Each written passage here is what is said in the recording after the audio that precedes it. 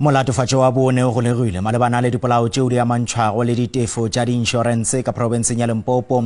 Mogononelwa e tla ba karolo ya bao ba go legilego go bala mosarasanta wa peleng wa maphodisa le ba latofatšwa mmogo ka yena ba babedi. Go latofatšwa ge ba bolaile batho ba senyane ka maikemišetšo a go hwetša ditefo tša di-insurance tša go balla go boleng bja dimilione tše 10 tša diranta. Mosarasanta wa peleng Rachel Kutumela, sesiagwe Ana Shokane le morwedi wa gagwe Flora Shokane ba tšweletše pele ga kgorotsheko ya magistrata wa Polokwane ge e sa le ba go legwa ngwagola. Tsheko ya bona e tla theeletšwa ka kgorotsheko kgolo ya Polokwane ka Diphalane ngwageng o tlago.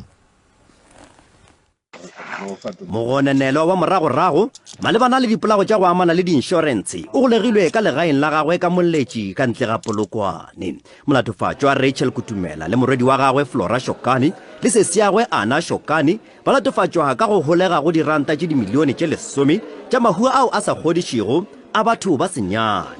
Kutumela le sesiagwe ba lebane le dipharamolato tša polao le bofora mola morwedi wa Kutumela a lebane le molato wa go gweba ka mašheleng.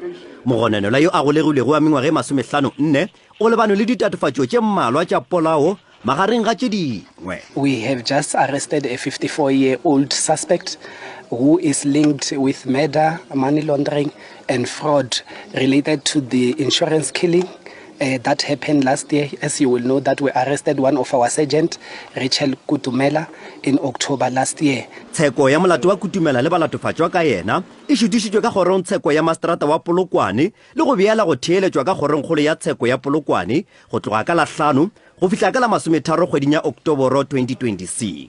Badudi ba moletši ba re ba sa garošitše matswalo ke gore ye mengwe ya melato ye e obile gona ka tikolegong ye. O no bolela nnete ye ya mamotla yona mmakaditše ka gore makhi re phela le yena ke makhi ya rena re iketla le yena a ona le ka bothata. Jona di re thušitše re sa nagane gore ka ba batho ba moguteng.